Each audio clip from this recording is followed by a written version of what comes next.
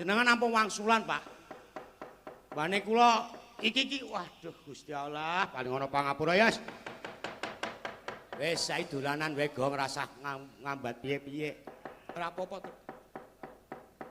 Nek upama ora trima jenengan aku ngomong ngene, tak enteni rampung wayangan, Pak. Wis ngono wae, aku wis ora wedi apa-apa. Jujur kok. Sing wis nyuwarga aja diucik-ucik kandhane. Iya, nggih Pak, mboten napa-napa. Untung kula wis ora kaya mbiyen, Pak. Kula sakniki wis madhep mantep, mergo kula ki ngelingi Pak iki sing ndek anak cilik umur 5 tahun setengah, Pak. Nek kula ora ndek anak nang tanggungan tak tohi pati, Pak. Estu Pak Seno iki kula melu Pak Seno iki 25 tahun, Pak. Semenjak Pak Seno rabi kula melu. Ora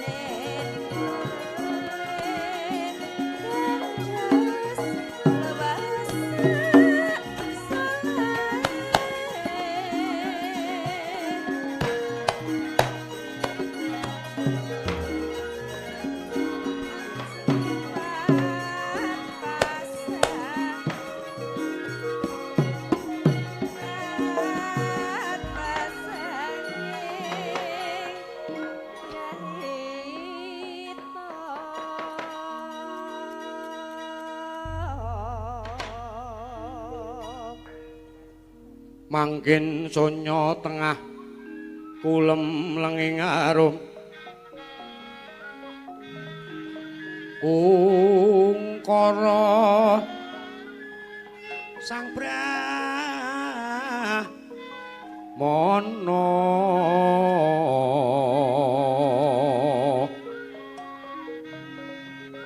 tan pendah swaraning matu bronto manut kembang rarap ning rimang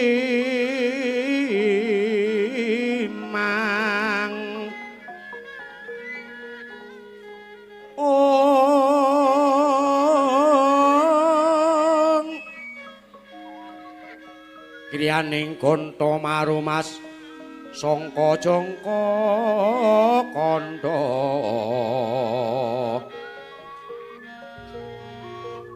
mungkung andila kulir gending celuring ing raja Swalorari langap tekap ning gogo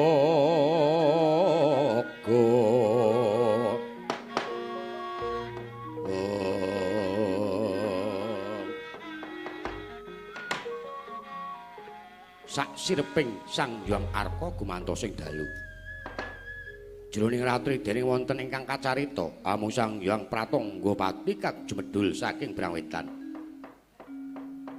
Kalingan mega sarta gunung-gunung prandini weh bisa prabawa mring jagat raya. Dupi tatasing kamantian dewasane wau kawusa ancine wis ngancik goro-goro. Apa to perdining kang goro-goro saiki amung kinarya gegalenganing carita sarta kinarya ngurmati mijilira Ki Lurah Semar miwah putra tetiga kedhetes mak aku nyawang selendang biru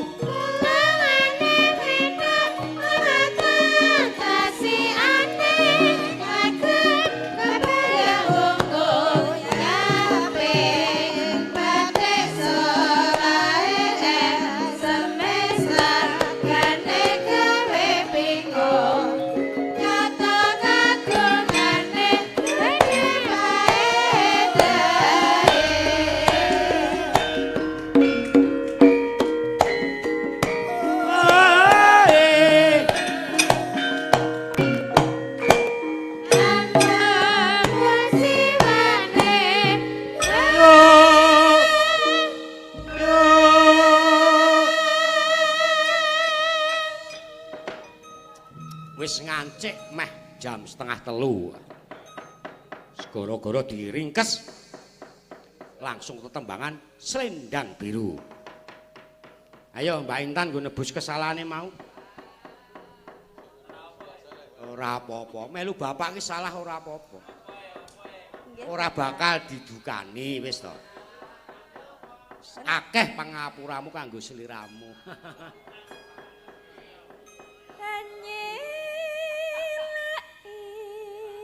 Suarane ya penak. Seneng nyelaki sajae, nyelaki janji. Sapa sing tok selaki? Apa lho, Pak? Ora nyelaki janji kuwi tembang iki kok ya. Aku ora tahu janji-janji kok. Ora tahu ah iya.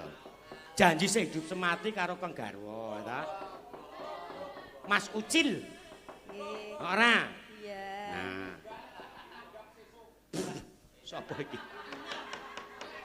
Wah, siap. Ayo. Selendang biru. Selendang biru.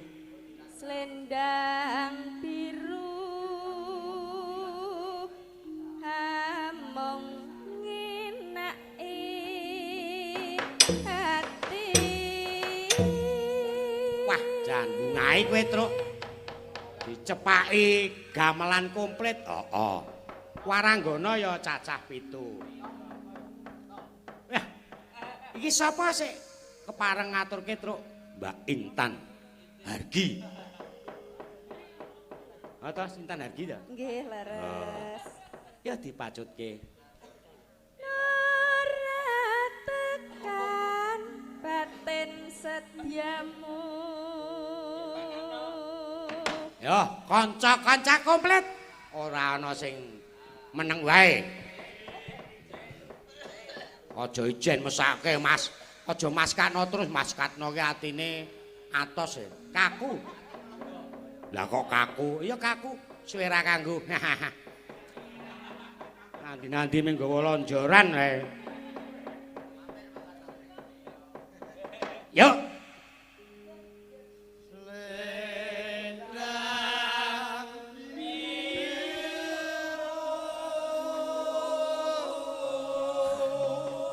Nyatane ya ora kendhat. Dus-dusan ya wis. Wah, nang kene iki tetep kopen. Wedang ora kendhat. Panganan rokok, wah wis sapa-sapa tak kei. Ame wong nguyuh nang toilet nyo rokok saka bapak aku. Sesuk we rokoke sesuk khusus. Tan. Rokoke bojomu apa? SB, Pak. Hah? SB. Apa? Aja rokok sik ora ana pajeke lho, awake dhewe kudu taat pajak lho. Surya Buana. Surya Buana. Surya Buana, bintang Buana nek biyen ki kok Surya Buana. HS, Pak. HS. Intan Pramesti. Pramesti Bathara Guru. Tatapono janjimu slendang.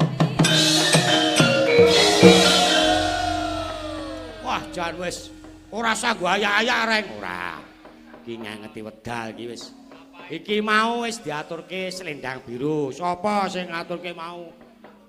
Mbak Intan Pramuji. Wis WA Resi Jembawan saka Krebet. Sapa sik ndek gamelan kurang ajar ana dem-deman ajake.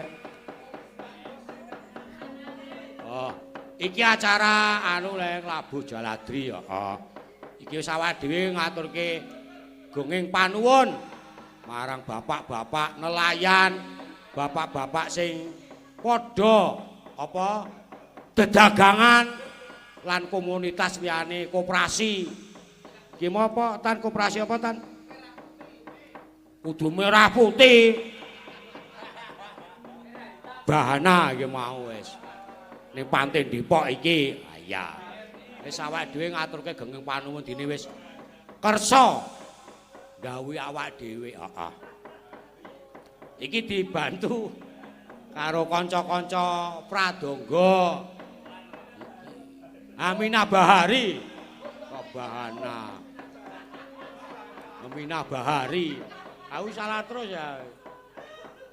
Aminah Bahari, heeh. Iki kanca-kanca Larmandaya dibantu sinden-sinden.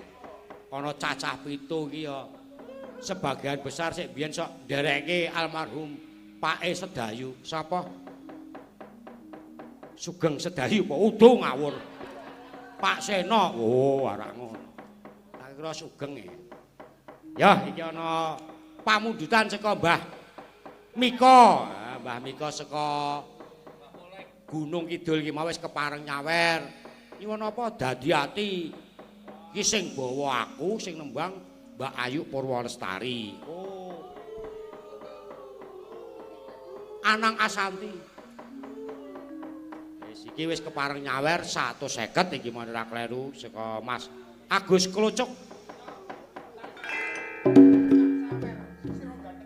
Wah, sira. Siap, Pak. Nggih, wis ganteng sedaya. Siap, nanti wis tak. Iya, 86. Nah, Mbak Intan. Siap. Oh, kabeh, Pak. Ora cukup. Oh, iya. Siap, 86. Oh, nggih. Oh, nggih. Nggih.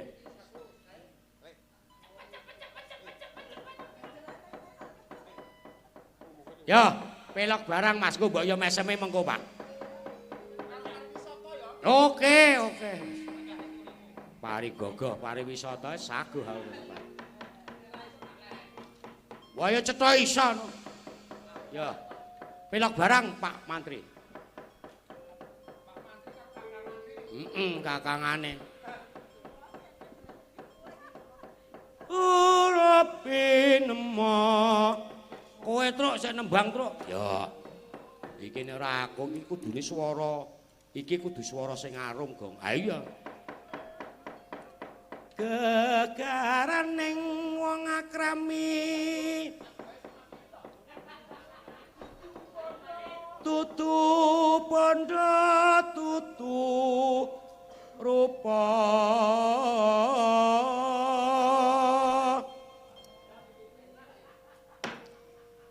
Amung ati pawi tan ne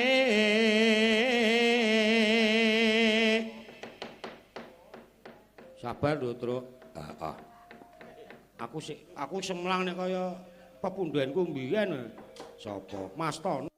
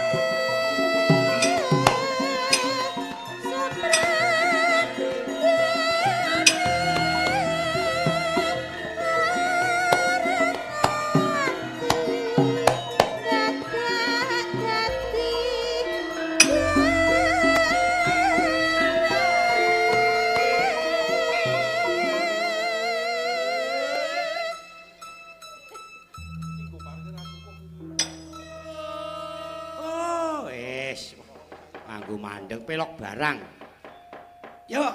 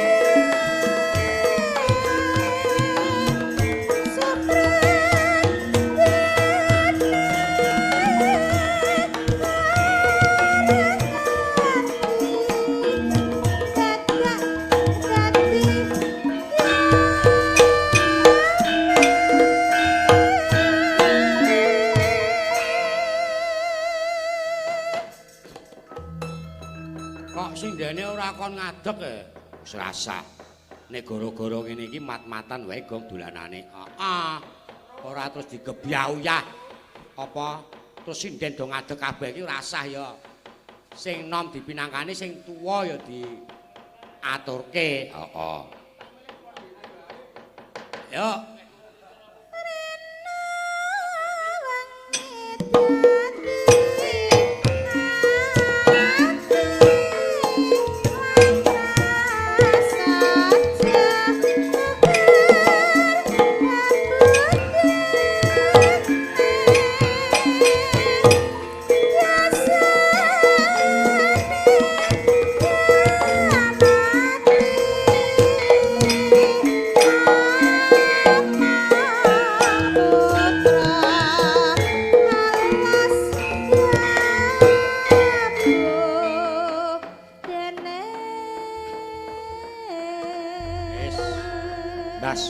Mika wis dipinangkani. Heeh. Wis, Mbah. Wis kepareng nyawer 150 e mau. Sing tanggal 6 wingi urung dipinangkani, mula saiki ya dipinangkani terus. Ah iya. Sing sabar ya, Gong, sing sabar. Sekarang ya piyayi iki werna-werna. Heeh. Saiki dipinangkani iki bapake iki mosik nyuwun mbok ya mesem. Heeh. Wis kepareng nyawer sinden 200 didum wong 7. Ah iya wis lumayan kuwi. Nono nino nino nino nino kuwi warudoyong goblok. Oh iya, Ding. Ayo.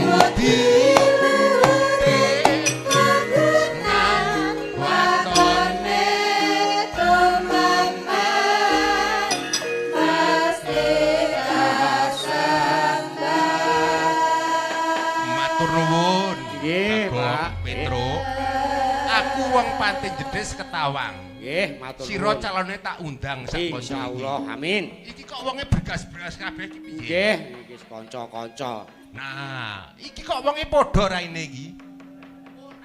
Wis, kowe tak takon, regamu pira, Truk? Nun, Regamu pira? 30 yuta. Campur duit kabeh kuwi. Ah nggih. Ha nek telik sogo telik.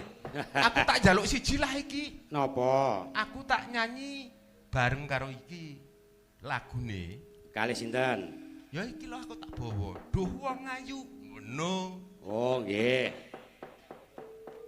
Wis kowe calone tetep tak booking Oke. bersama DPR semua DPR di Kabupaten Brunei. Nggih, matur nuwun. Dalam rangka santunan anak yatim.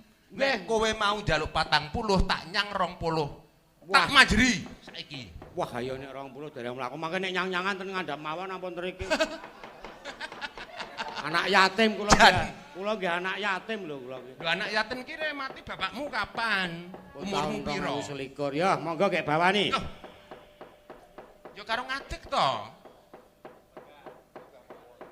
Mboten Pak nek gara-gara niki nek mriki biasa adat sabene lenggah. Ya. Desa mawa cara negara mawa tata. Iya, apik kaya ngono encen aja kaya Seno kae. Lah wong Mayang kok anane kok ming guyon. Weh, lah Pak Seno niku juragan kula Alah aku ora seneng, prek. Ora seneng maminggat. Iki sing nguripi kula 22 taun Kula iso napa-napa iki mergo almarhum Pak Seno Ya, seni iki pokoke sing nasional. Oke. Ya. Kinudang-kudang tansah bisa ledang.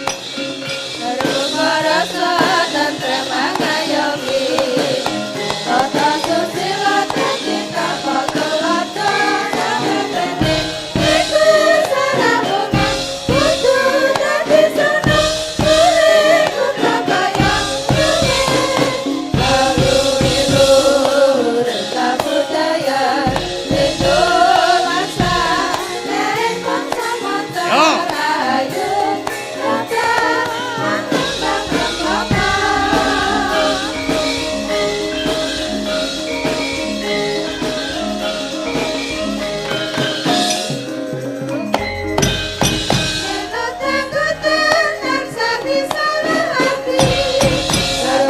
Rasa tentrem mangayomi Tata susila jadi tata tulang Itu sarabungan Kudu dari sana Beriku kakayang Kamu itu reka budaya Indolansa Naik bangsa Matarayu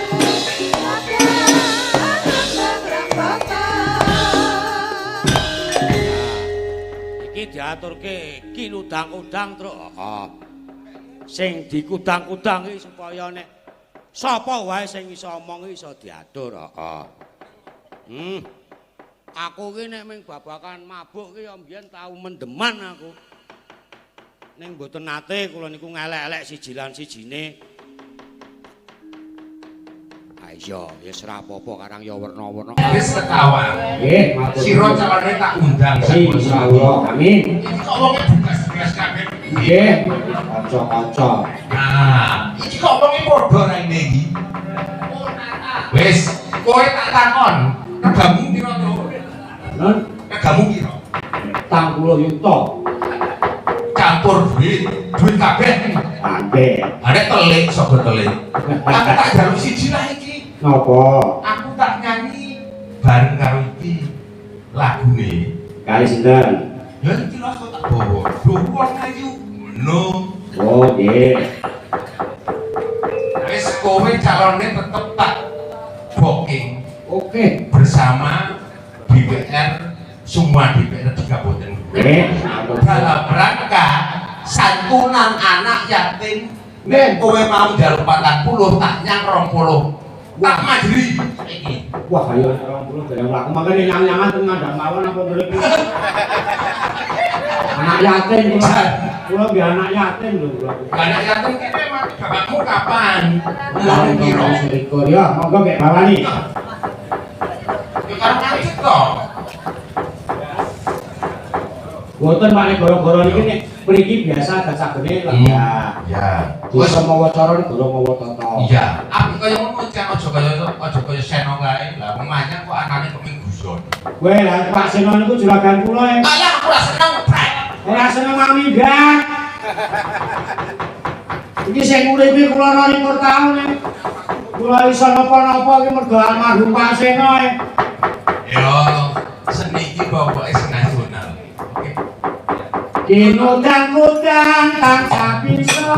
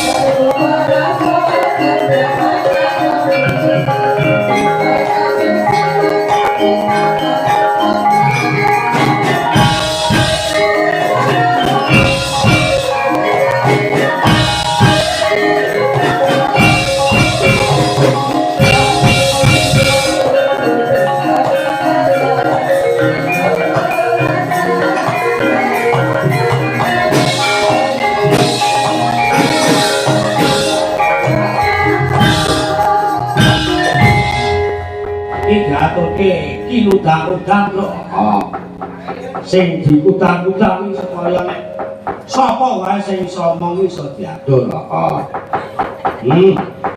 aku ki nek babakan mabuk ki yo mbiyen tau mendeman aku ning mboten nate kula niku ngelek-elek siji-sijine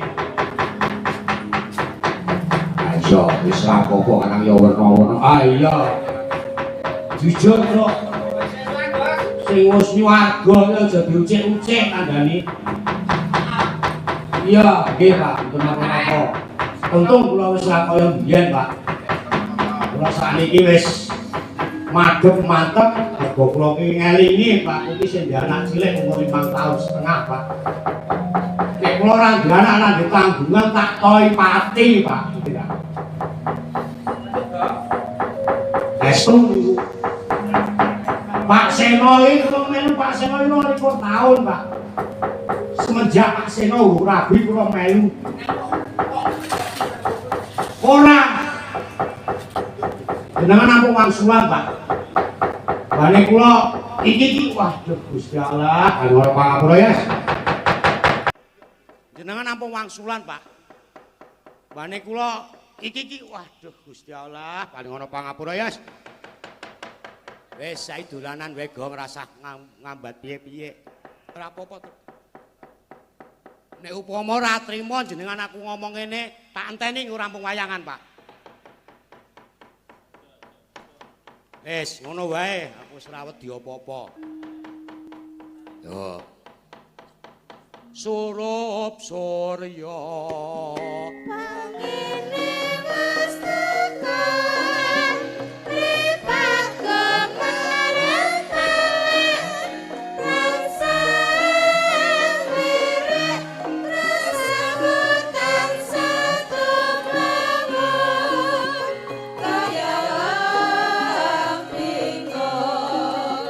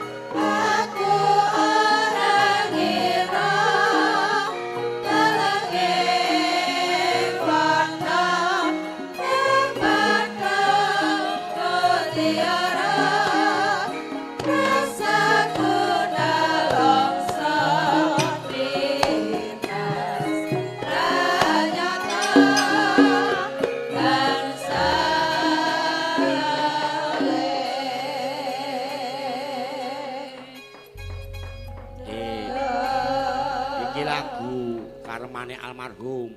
Ora ngira, heeh. Surup surya kuwi. Heeh ya, penak tenan dirasake, heeh. Ya wis rasa kesuwen ndak gedawa-dawa tok. Ndak atiku selak megap-megap. Riris arta palwanu ting ranu